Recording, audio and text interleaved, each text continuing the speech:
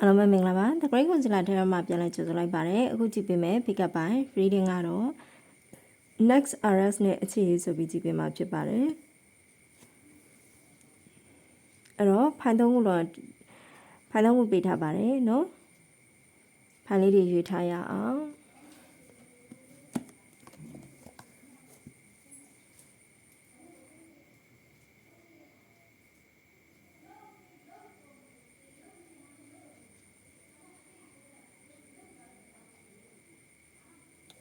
โอเคဒါဆိုရင်ဖိုင်ရွေးလို့ပြီးလောက်ပြီးထင်ပါတယ်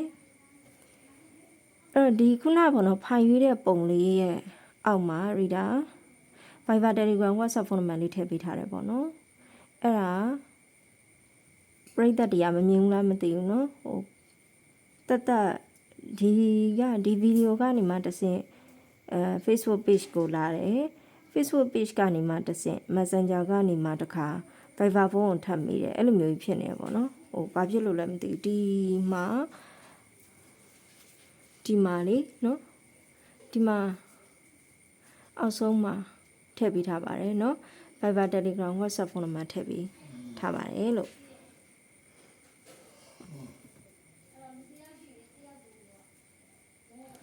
ဒါဆိုရင်ဒီပုံလေးကိုရေးထားတဲ့ဖိုင်ဝမ်းလေးတွေ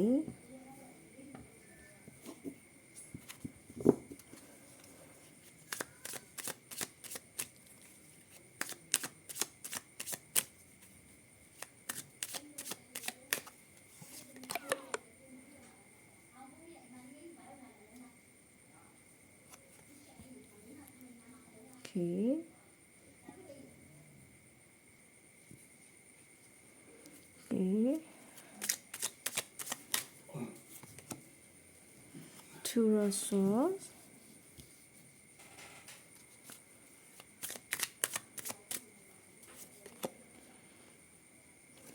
Knight of Cups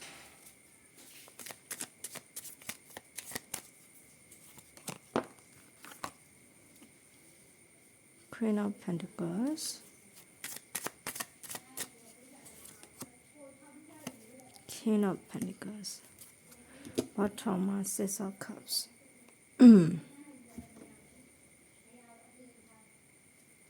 a next relationship ကလေ next relationship ကပြောမယ်ဆိုလို့ရှိရင်လေညာတော့အဖြစ်တချို့တွေပေါ့နော်ဒါတော်တော်များများကတော့တိထားပြီးသားသူနဲ့ဖြစ်နိုင်ခြေရှိတာပုံများတယ်ဥပမာပေါ့နော်ဟိုကျောင်းလုံးကတငယ်ချင်းနဲ့တွေ့ခဲ့ဘူးတယ်เนาะခင်ခဲ့ဘူးတယ်နောက်ဆက်သက်ပြတ်သွားတယ်ပြတ်သွားပြီးတော့ကြီးလာမှပြန်တွေ့တယ်ဒီလိုမျိုးလည်းဖြစ်နိုင်တယ်ပေါ့နော်ဟို University တက်တုံးကတက်တော့တက်တုံးကခင်ခဲ့တယ်နောက်မတွေ့တာကြပြီပေါ့နော်သူလည်းသူ့ဘဝနဲ့သူကိုလည်းကိုယ့်ဘဝနဲ့ကိုဆိုပြီးတော့နောက်မှပေါ့နော်ပြန်တွေ့တယ်ဒီလိုမျိုးလူချင်းတွေလူခေါင်းတွေပေါ့နော်အဲ့လိုမျိုးလည်းဖြစ်တတ်တယ်ဆိုတာမျိုးတွေ့ရတယ်နော်အဲ့လိုမှမဟုတ်လို့ရှင်တော့နောက်ဆုံးပေါ့နော်ဖြစ်နိုင်ခြေအရှိဆုံးကကိုပေါ့နော်အလုပ်တစ်ခုသွားလျှောက်တယ်အဲ့သွားလျှောက်တဲ့အလုပ်မှာပေါ့နော်ကိုယ့်ရဲ့အထက်လူကြီးတို့အထက်ရာရှိတို့နောက်ပြီးတော့ဒီ connection ပုံစံလေးကနည်းနည်း Korea drama လေးနည်းနည်းဆန်တယ်ပေါ့နော် Korea drama လေးဘယ်လိုဆန်တာလဲဆိုတော့ဥမာရီယာတို့မြင်မှုခဲ့တဲ့drama တွေထဲရလို့ပေါ့နော်ဥမာပြောရမယ်ဆိုလို့ရှိရင်သူနဲ့ကိုယ်နဲ့ကအသားဝိုင်းပုံစံကွာခြားတာမျိုးလေးတွေရှိလိမ့်မယ်ဒီလားနော်အချို့ဆိုလို့ရှိရင်ဥမာကိုယ်ထပ်ပေါ့နော်တော်တော်လေးကိုအတိုင်းဝိုင်းအဝန်းဝိုင်းကောင်းပြီးတော့စီးပွားဥစ္စာအဆင်ပြေတာအတိုင်းဝန်းကြီးတာပေါ့နော်အဲ့လိုမျိုးမိသားစုနဲ့တွေ့ရတတ်တယ်နော်ဒီလိုမျိုးလေးတွေ့ထားတယ်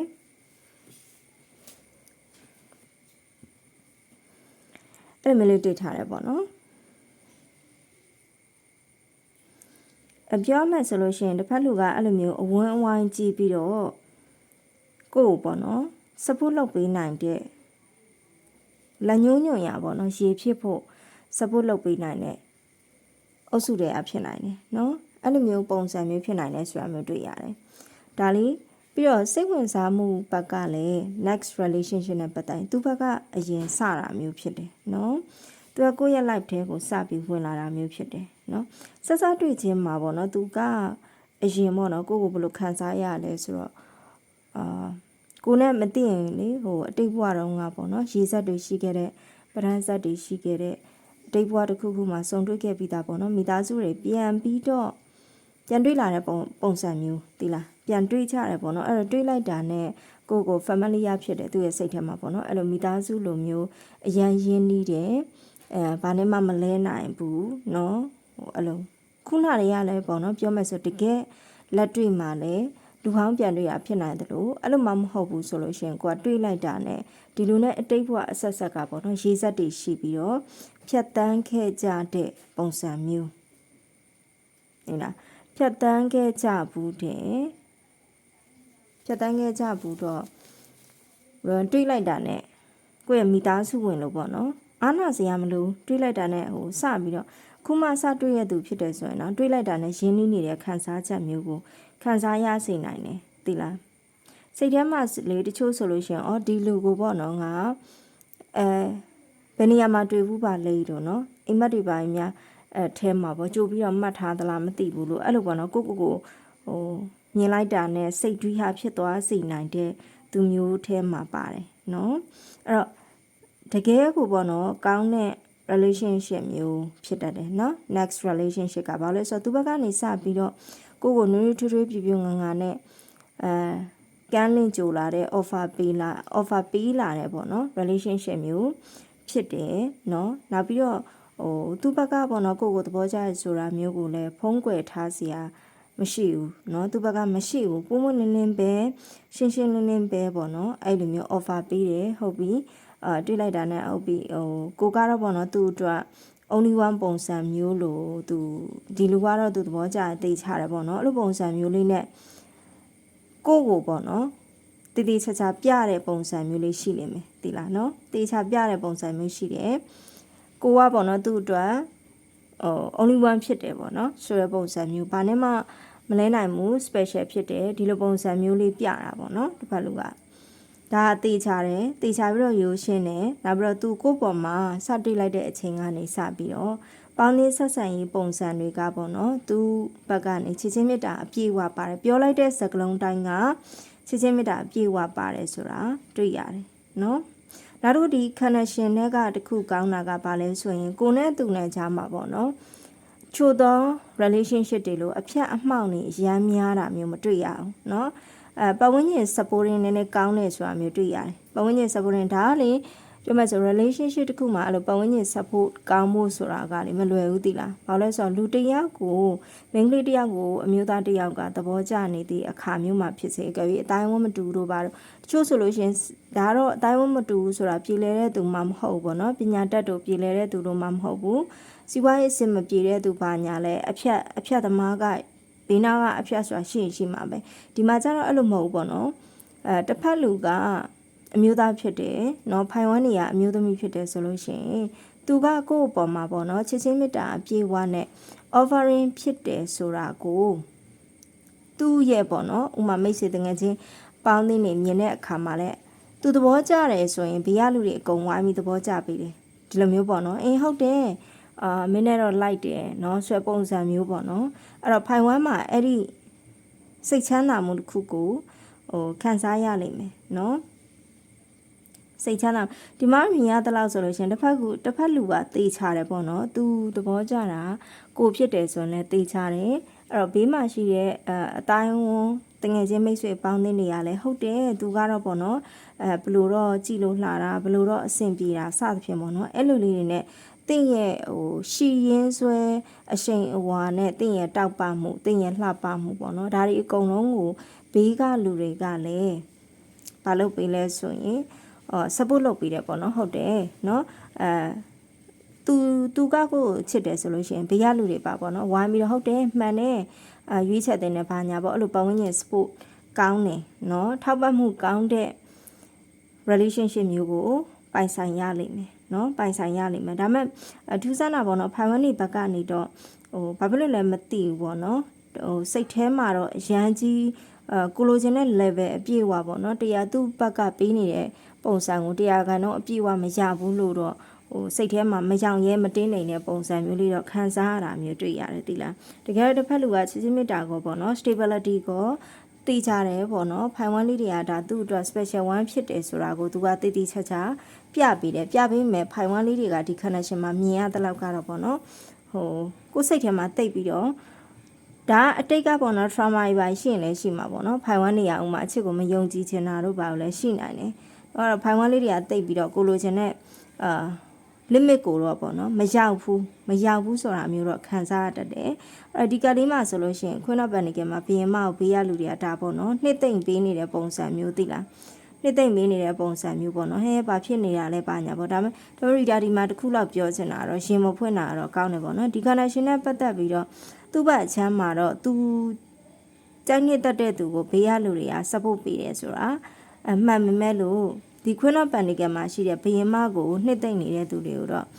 ရီဒါတိတ်ပြီးတော့ပေါ့နော်မကြိုက်ဘူးဘာလဲဆိုတော့နှစ်သိမ့်နေဆိုတိုင်းလဲကိုလူလိုပြောလို့မရဘူးပေါ့နော်အယူဆအလွဲမှားကိုပေးတာမျိုးပေါ့နော်ကို information site ကိုထည့်တာမျိုးလည်းဖြစ်တတ်တယ်အဲ့တော့နှစ်သိမ့်တယ်လို့နဲ့ပြောမယ်ဆိုရင်အစင်းဘိန်းတက်ပေးတာမျိုးလည်းဖြစ်နိုင်တယ်နော်အဲ့ဒါကြီးတစ်ချက်တော့သတိထားဖို့ဖြစ်တယ်ဒါမှမဟုတ်အရန်ကြီးတော့ဒီမှာတောက်စစ်ဆန်နေရမျိုးတော့မတူဘူးပေါ့နော်ဘာလို့လဲဆိုတော့ကွန်းတော့ပန်နေကမှာဘီယမကကိုယ့်ရဲ့စိတ်ဆုံးဖြတ်ချက်ကိုလိုချင်တဲ့ပုံစံကိုတော့တည်တည်ချာချာသိထားတာပေါ့နော်ပြီးတော့ဒါကတော့အရန်ရင်ဖွင့်တဲ့ပုံစံမျိုးတော့မဟုတ်ဘူးဒါပေမဲ့ကြိုပြီးတော့တတိပေးလိုက်တာနော်ဘီယမကရင်နေဖွင့်နေတဲ့ပုံစံမျိုးတော့မဟုတ်ဘူးဒါပေမဲ့ဘေးကလူတွေကဘီယမအနေနဲ့နည်းနည်းပေါ့နော်ဘယ်ပြောမလဲစိတ်ထဲမှာတိတ်မကျေနပ်ဘူးဆိုတာကို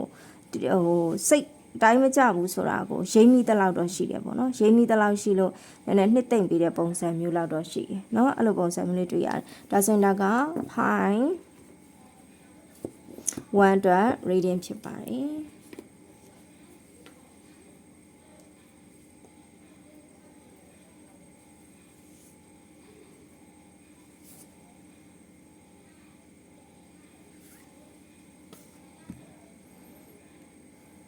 ဒါဆိုရင်ဒါလေးကဖိုင်2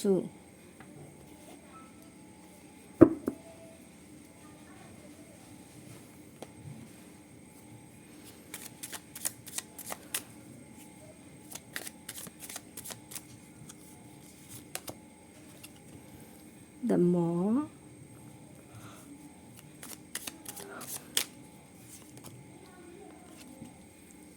Four of Cups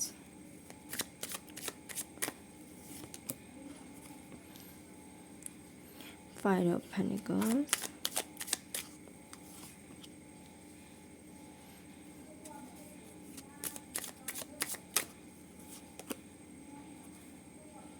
Ten of Swords Bottom Majestic အောက်မှာ Six of Wands ဒီပေါ့နော် next RS မှာလေတစ်ဖက်လူကလေအစောကတည်းကပေါ့နော်ဒါပြောမယ်ဆိုရင်ပြက်ပြက်တတရှိရဲ့ပုံစံမျိုးလေးရှိတယ်ဒီလားအစောတည်းကဒီဖန်တူးလေးတွေကိုတွေ့ကြတဲ့ရပေါ့နော်စိတ်ထဲမှာပေါ့ဒါကတော့ငါရဲ့ right person ပဲနော်ဆွဲပုံစံမျိုးနဲ့ယတိပြတ်ဆုံးဖြတ်ပြီးတော့သူ့ဘာသာသူပေါ့နော်ဒါဘာအကြောင်းချက်ကြောင့်လဲဆိုတော့ဘာအကြောင်းချက်ရမှာမဟုတ်ဘူးစိတ်ထဲမှာသူ့ရဲ့ intuition ကပေါ့နော်ဖိုင်တူးလေးတွေနဲ့စတွေ့တယ်ကသိလိုက်တာမျိုးဖြစ်နိုင်တယ်ဒါကတော့ငါအတွက်လူမှန်ပဲပေါ့နော်အဲ့လိုသိလိုက်တာမျိုးဖြစ်နိုင်တယ်နော်ဒါပေမဲ့ तू ကလေတခုရှိတာပါလဲဆိုတကယ်လဲ reality မှာပေါ့နော်ဖိုင်တူးလေးတွေနဲ့သူနဲ့ကတကယ် right person လူမှန်ဖြစ်နိုင်တယ်ဒါပေမဲ့လို့ပြောင်းတဲ့တယောက်ကြားမှာပေါ့နော်အထင်လွဲမှုတွေရှိနိုင်တယ်ဒီလားအဲ့လိုအထင်လွဲမှုတွေကနှစ်ယောက်ချမ်းမှာဘာဖြစ်လဲဆိုရင်သူ့ဘက်အချမ်းမှာလို့တော့ပိုတွေ့ရတယ်နော်ဒီဖိုင်တူးဘက်အချမ်းမှာဆိုတာထက်တစ်ဖက်လူရဲ့ဘက်အချမ်းမှာပိုဖြစ်နိုင်တယ်စိတ်ထဲမှာပေါ့နော်ဒွိယဖြစ်စရာတွေရှိလာလိမ့်မယ်နော်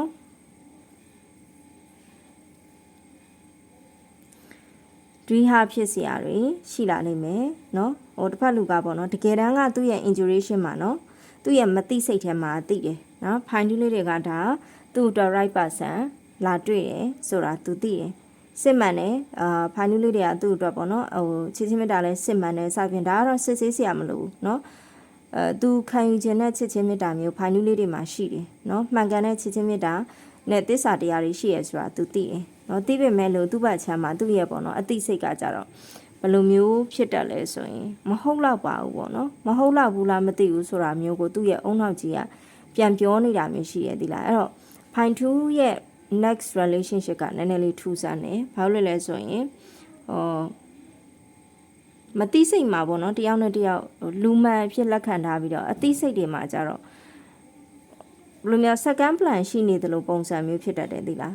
းမဟုတ်တော့ဘူးလားမသိဘူးငါတော့သူ့ကိုမရွေးချယ်ပဲခြားသူ့ကိုရွေးချယ်ရင်ကောင်းလားမသိဘူးဆိုတာမျိုးလေးတွေဖြစ်တတ်တယ်တကယ်တမ်းမှာတော့ပေါ့နော်ဒီတစ်ဖက်လူကလည်း Pine 2ကိုမရွေးချယ်ပဲနဲ့အခြားသူတွေရွေးချယ်ခြင်းစိတ်မရှိဘူးတကယ်တမ်းကျတော့လေခုနပြောသလိုပေါ့နော်ဒါ right person လာတွေ့ရပုံစံမျိုးဖြစ်တယ်လို့ပြောတဲ့အတွက်သူ့ဘက်အချမ်းကလည်း Pine 2အပြင်ပေါ့နော်အလွယ်တကူရွေးချယ်ရင်ရွေးချယ်လို့ရနိုင်တော့တဲ့လူတွေအများကြီးရှိပါလေနဲ့သူကမရွေးချယ်ခြင်းဘူး Pine 2ဘက်မှာလည်းဖြစ်နိုင်တယ်เนาะဒီ connection မှာ Pine 2ဘက်ကနေလည်းဖြစ်နိုင်တယ် Pine 2လေးတွေကသူမဟုတ်ဖဲနဲ့ပေါ့နော်တခြားသောသူတွေကိုရွေးချယ်ခြင်းနဲ့ဆိုရင်ရွေးချယ်နိုင်လောက်တဲ့ပေါ့နော်အရေးချင်းရှိနိုင်တယ် Pine 2ဘက်ကလည်းစမ်းအားကောင်းတာမျိုးပဲဖြစ်နိုင်တယ်ဒါပေမဲ့လို့ Pine 2ကိုယ်တိုင်ကလည်းတခြားသူကိုမရွေးချယ်ခြင်းဘူးပေါ့နော်အဲ့လိုမျိုးလေးဖြစ်တတ်တယ်ဒါပေမဲ့အုံနောက်တွေကဒုက္ခပေးတတ်တယ်ပေါ့နော်အုံနောက်တွေကဥမာရင်နဲ့နှလုံးသားထဲမှာဒီလူနဲ့ဒီလူပေါ့နော်ဟိုကိုယ်နှလုံးသားတွေကိုတယောက်နဲ့တယောက်ဖောက်ပြီးတော့မြင်နေရတတ်တယ်စစ်မှန်တယ်ဆိုတာသိနေပါလေရကဲတယ်ပေါ့နော်အုံနောက်ကတော့သူကလည်းပေါ့နော်မဖြစ်သင့်ဘူးသူနဲ့ဆိုရင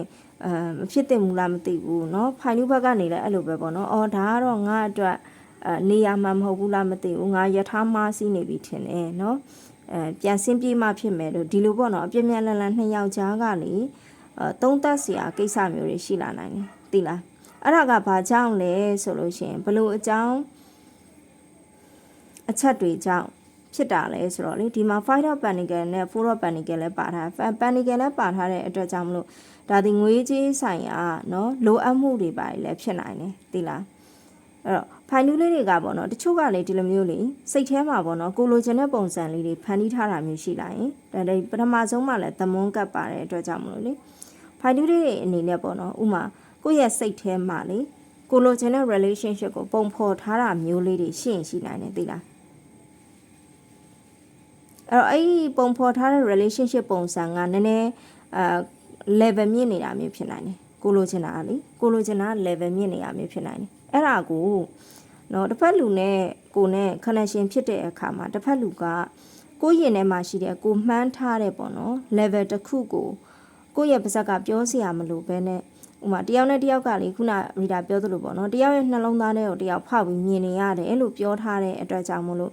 ပြောစရာမလိုပဲတိသွားတာမျိုးဖြစ်နိုင်တယ်သိလားရီတာပြောချင်တာအဲ့ဒါပေါ့နော်ဖိုင်နူးလေးတွေကဥမာကိုလိုချင်တဲ့ relationship ပုံစံကို standard တစ်ခုပေါ့နော်အဲ့လိုသတ်မှတ်ပြီးတော့ချို့ကြလဲ manifest ထားတယ်ပေါ့နော်ငါဘလို့ပုံစံလိုချင်တယ်တို့ပါတော့ပေါ့နော်ဥမာပြောရမယ်ဆို sugar daddy တို့ပါလည်းဖြစ်နိုင်တာပဲနော် sugar daddy တို့ sugar mommy တို့ပေါ့နော်အဲ့လိုချို့ကြလဲသိရမလား Korea ကရဲ့ကြည့်ပြီးစိတ်ကူးရင်ရှင်းတာလေနော်ဟိုပါပေါ့shopping mall ထဲဝင်လာပြီးတော့ငါလက်ညှိုးထိုးချင်တဲ့လက်ညှိုးထိုးပြီးတော့ဝယ်ချင်တဲ့ဝတ်စုံကိုဝယ်မယ်သူကရှင်းပေါ့နော်အဲ့လိုပုံစံမျိုးလေးတွေအပြင်မှာလည်းတကယ်မရှိဘူးလားရှိပါတယ်နော်ချို့ယောက်ျားလေးဆိုလို့ရှိရင်လည်းတာဝန်ယူစိတ်ရှိတယ်ကိုယ့်ရဲ့ပေါ့နော်ကိုယ့်ရဲ့ relationship နဲ့ပတ်သက်ပြီးတော့ငါတော့ဘယ်လိုဝယ်ပေးလိုက်တာငါတော့သူ့ကိုပေါ့နော်ဘယ်လို remembrance တွေအမှတ်တရတွေပေါ့နော်လှုပ်ပေးလိုက်တာပေါ့နော်အဲ့အလေးတွေကို memory ရဖြစ်နေဟိုတာဝန်ကျေပွန်မှုပေါ့နော် responsibility ပုံစံမျိုးနဲ့လူတွေကိုချပြချင်တာအဲ့ဒါမှငါလူသားပြီးသားတယ်ပေါ့နော်ရေပုံစံမျိုးလေးရှိတယ်ဒါဆိုရင်ယောက်ျားလေးမှပဲအဲ့လိုစိတ်ရှိရလားဆိုတော့မဟုတ်ဘူးတချို့မိန်းကလေးဖြစ်ရတာနဲ့ sugar mommy ဖြစ်တယ်ဆိုတဲ့သဘောတရားအဲ့ဒါပဲเนาะဟိုနှာရမ်းထနေလို့ဆိုရပုံစံမျိုးနဲ့ sugar mommy ဖြစ်တာမဟုတ်ဘူးအမျိုးသမီးတချို့အမျိုးသမီးတွေကအပြင်ပန်းကတာပေါ့နော်ခန္ဓာကိုယ်ကအမျိုးသမီးဆိုပေမဲ့ချို့က masculine energy ရှိတယ် masculine energy ရှိရဆိုတဲ့အခါကျတာဝန်ယူစိတ်ရှိတာမျိုးတွေရှိတယ်အဲ့ခါကျတော့အကယ်၍များပေါ့နော်တင်ရယောက်ျားလေးဖြစ်တယ်နော်ငွေကြေးမတောင်တာဘူးငွေကြေးတိတ်အဆင်မပြေဘူးအဲ့တော့ကိုတွဲမိလိုက်တဲ့ကောင်မလေးကငွေကြေးအဆင်ပြေတယ်ဆိုလို့ရှိရင်လေအဲ့ဒီအမျိုးသမီးလေးကကိုယ့်ရဲ့ကောင်လေးပေါ့နော်စိတ်ချမ်းသာစေခြင်းနဲ့နော်ကိုယ့်ရဲ့ကောင်လေးမှာဘဝတက်လန်းအတွက်လိုအပ်နေတဲ့အချက်တွေရှိရဆိုလို့ရှိရင်လေဖြည့်ဆည်းပေးခြင်းနဲ့စာဖြစ်ပေါ့နော်အဲ့လိုမျိုးလေးတွေရှိတယ်ဒီလားအဲ့လိုပိုင်းအဲ့လိုကဏ္ဍလေးရှိရအခါကျတော့အချို့ main ကလေးဆိုလို့ရှိရင်လည်း main ကလေးတာဖြစ်တာပေါ့နော်အဲ့လို masculine energy ရှိတဲ့အခါကျတော့တာဝန်ယူစိတ်ရှိတယ်တာဝန်ယူစိတ်ရှိတဲ့အတွက်ဟိုင ယောက်ျားလေးကပေးရမှလားဘသူပဲပေးပေါ့နော်သူပတ်ဆံလည်းငါပတ်ဆံလည်းသူပတ်ဆံပေါ့အဲ့လိုမျိုးလေးတွေတောင်းဝင်စိတ်အပြည့်နဲ့တွေးတဲ့ main ကလေးတွေရှိတဲ့အခါကျတော့ပေါ့နော်ဒါဖိုင်ထူးရဲ့ကိုလိုချင်တဲ့ relationship ပုံစံကို manifest ထားတဲ့ပုံစံနဲ့ပေါ့နော် rating မမိသေးပေါ့နော်ဘလောက် rating ရှိရဲဆိုတာကိုတစ်ဖက်လူကသိသွားတာပေါ့နော်အဲ့လိုမျိုးလေးတွေအခါကြားလို့ရှိရင်အဲ့မှာပြန်ပြီးတော့ပေါ့နော်နှစ်ယောက်ကြားမှာကအစဉ်ပြေတဲ့အချိန်အခါမဟုတ်ဘဲနဲ့ပေါ့နော်တစ်ခါပြန်ပြီးတော့စိတ်တက်ကြစရာအကြောင်းတရားလေးတွေဒီမှာလဲထမ်းတော့ဆွတ်လို့ပြောထားတယ်အလကားမဟုတ်နော်ဒါဒီပြီးဆုံးသွားလို့ဆိုလိုတာမဟုတ်ဘူးအဲ့ဒီနှစ်ယောက်ကြားမှာရှိတဲ့လိုအပ်ချက်တွေကိုပေါ့နော်မဖြည့်ဆည်းနိုင်ဘူးလို့စိတ်ထဲမှာရှိသွားတယ်အဲ့ဒါဘယ်ရလာလဲဆိုတော့ခုနပြော responsibility ရလာတာလीနော်တာဝန်ယူခြင်းစိတ်ရှိရာကနေလာတာဖြစ်တဲ့အတွက်ကြောင့်မလို့ပြန်ပြီးတော့ပေါ့နော်ဘယ်လိုပြောမလဲစိတ်တက်ကြစရာကိစ္စမျိုးလေးတွေကြုံရတတ်တယ်နော်next relationship မှာအဲ့လိုပြဿနာလေးတွေရှိနိုင်တယ်တယောက်နဲ့တယောက်ပေါ့နော်လုံးဝဘာမှညှိစရာမလိုဘဲနဲ့အဆင်ပြေချုံးမွေသွားတဲ့အချိန်တစ်ခုရောက်တဲ့အချိန်အထိဒီ next relationship ကနည်းနည်းလေးကြာတတ်တယ်ပေါ့နော်အဲ့လိုစူးစမ်းပြီးတော့တိဆောက်ရမယ့်ပုံစံမျိုးလေးဖြစ်တယ်เนาะဘာလို့လဲဆိုတော့ခုနရီတာပြောသလိုပေါ့နော်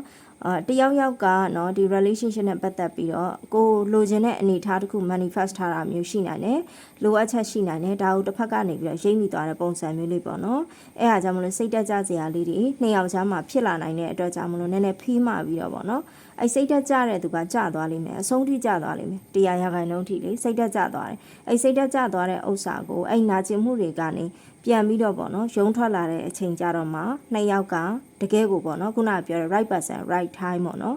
ပုံစံမျိုးဖြစ်နိုင်တယ်အဲ့တော့ဒီဖိုင်နူးလေးတွေက right person တော့မှန်တယ်ဒါမှမဟုတ် round time ပုံစံမျိုးဖြစ်တာပေါ့နော်အချိန်တော့တွေ့တယ်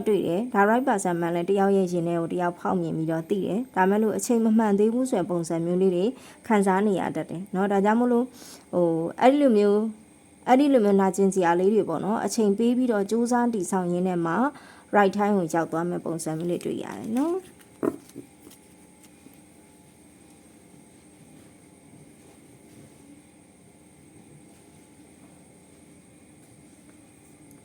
sorry ဒါဆိုရင်ဒါက point 3ခေါင်းထဲမှာတော့လိမ့်မယ်ပုံလေးကထူးဆန်းတယ်နော်ခေါင်းထဲမှာတော့လိမ့်မယ်ဆိုတော့ပြီးတော့အခုမှတစ်ခုတော့ပေါ့နော်ဒီမှာ point 3ကလှုပ်ဝက်ချက်လေးတွေပါလာမယ်ထင်တယ် the hermit တဲ့ဟုတ်တယ်ညံသုံးရမယ့်ကိစ္စလေးတွေဖြစ်လာနိုင်point 3က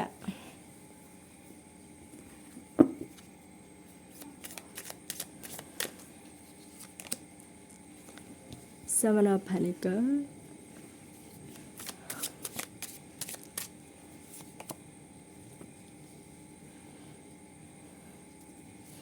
Three of Wands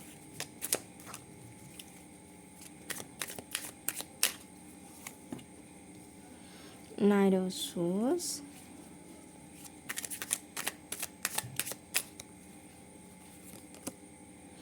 Two of Swords Death Five of Swords ဟုတ်တယ်เนาะအဲ့ဒီမှာလဲပေါ့နော် point 3မှာလဲဘယ်လိုမျိုးလာတွေ့ရလဲဆိုတော့ next relationship ကပေါ့နော်အချို့ဆိုလို့ရှိရင်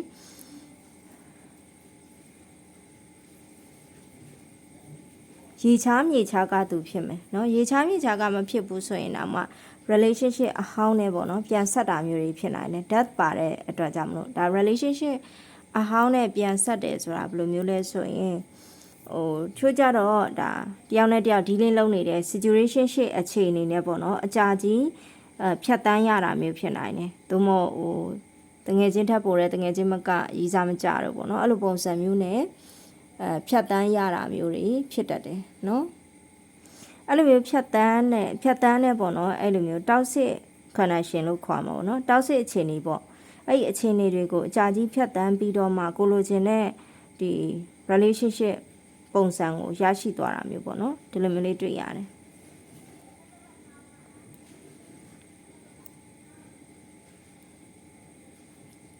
ဒီ connection ကဘယ်လိုမျိုးဖြစ်နိုင်လဲဆိုတော့ဒီ connection ကလေ find three လေးတွေအတွက် next relationship ကကိုယ့်အတွက် supporting တော့နည်းနည်းဖြစ်တယ်ဒီလား supporting ဖြစ်တယ်ဆိုတာဘယ်လိုမျိုးလဲဆိုတော့ဥမာ find three လေးတွေဒီ ရှင်းနဲ့ပတ်သက်ပြီးတော့ပေါ့နော်ကိုစိတ်အဆင်မပြေတဲ့အကြောင်းတရားတွေရှိမယ်เนาะလမ်းပြောင်းနေတဲ့အခြေအနေတွေရှိမယ်ဘာမှမလုပ်ချင်ဘူးเนาะအဲ့လိုမျိုးဒီ relationship နဲ့ပတ်သက်ပြီးဘာမှမလုပ်ချင်ဘူးเนาะrelationship ဆိုတာကိုပေါ့နော်ပြောမယ်ဆိုချိုးကလေမတိဆောက်ချင်တော့ဘူးလို့ပါတော့ပေါ့နော်အဲ့လိုလမ်းပြောက်သွားတဲ့အခြေအနေမျိုးပေါ့နော်တယောက်တည်းထိကျန်နေရဲဆွဲပုံစံမျိုးတွေဖြစ်နိုင်တယ်เนาะအဲ့လိုအခြေအနေမှာလာတွေ့တာပေါ့နော်ကိုလမ်းပြောက်နေတာကိုလမ်းမှန်ပေါ်ရအောင်လို့ပေါ့နော်လမ်းပြပေးမဲ့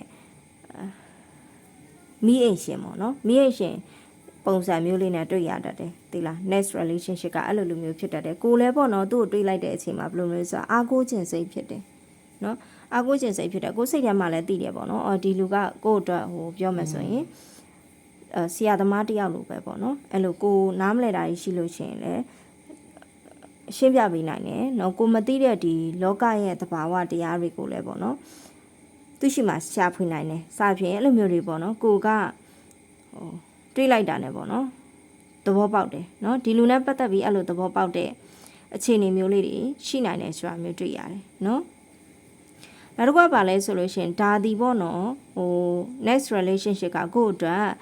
next relationship ကိုစတင်လိုက်တဲ့အချိန်ကနေစပြီးတော့ပေါ့နော်ရေရှည်ခိုင်မာတဲ့အုံမြင့်တစ်ခုဖြစ်လိမ့်မယ်ဆိုတာမျိုးတွေ့ရတယ်နော်ကိုယ့်အတွက်လေရေရှည်အတွက်ခိုင်မာတဲ့အုံမြင့်တစ်ခုဖြစ်သွားလိမ့်မယ်ဘာလို့လဲဆိုတော့ဒါဒီပေါ့နော်ဒါတစ်ပင်အကြီးကြီးစိုက်တဲ့ပုံစံမျိုးနဲ့စတင်ရမယ့် relationship မျိုးဖြစ်တယ်ဖြည်းဖြည်းချင်းပြဒါကြာတတ်တယ်ပေါ့နော်အချိန်လဲယူရတတ်တယ်နော်တယောက်နဲ့တယောက်ကြားမှာယုံကြည်မှုတွေနောက်တစ်ခါပြီးတော့အပြန်အလှန်ပေါ့နော်စကနာတွေထိုးတာမျိုးတို့ဒီလိုပြဿနာမျိုးတွေအချိန်ကာလတစ်ခုထိပေါ့နော်ဖြစ်နိုင်တယ်နော်ဖြစ်နိုင်တယ်နောက်ပြီးတော့တစ်ဖက်လူနဲ့ကိုယ်နဲ့ကပေါ့နော်တယောက်နဲ့တယောက်သူကလည်းပြောမယ်ဆိုရင်သူနှလုံးသားရဲ့ပေါ့နော်ပျောက်ဆုံးနေတဲ့နှလုံးသားရဲ့ပိုင်ရှင်လေးအဖြစ်ကိုမြင်သွားတယ်ကိုကလည်းပေါ့နော်ကိုယ့်ရဲ့ပျောက်ဆုံးနေတဲ့နှလုံးသားပိုင်ရှင်ဖြစ်နိုင်ဦးပိုင်ရှင်ဖြစ်ပေါ့နော်မြင်သွားတယ်ဒါပေမဲ့အဲ့လိုခံစားချက်တွေရှိနေပြီမဲ့လို့ပေါ့နော်ဘယ်လိုပြောရမလဲဆိုရင်တယောက်နဲ့တယောက်ပေါ့နော်ဆုံးရှုံးရမှာကြောက်တဲ့နမိတ်လေးလည်းဒီမှာတွေ့ရတယ်ပေါ့နော်ဥမာအတိတ်ကနှစ်ယောက်စလုံးကနာကျင်စရာတွေအတိတ်မှာရှိခဲ့ဘူးလေဆိုလို့ရှိရင်အဲ့လိုပုံစံမျိုးတွေဒီ pattern တွေပေါ့နော်နောက်တစ်ချိန်ပြန်လာမှာစိုးတဲ့အတွက်ဒီ connection နဲ့ပတ်သက်ပြီးတော့တော်တော်လေးသတိထားပြီးတော့နေဖြစ်လိမ့်မယ်ပေါ့နော်နှစ်ယောက်စလုံးကလေတော်တော်လေးသတိထားပြီးနေဘာလို့လဲဆိုတော့ဒီမှာthe hermit လည်းပါတဲ့အတွက်ကြောင့်ဒါဒီ connection နဲ့ပတ်သက်ပြီးတစ်ဖက်လူ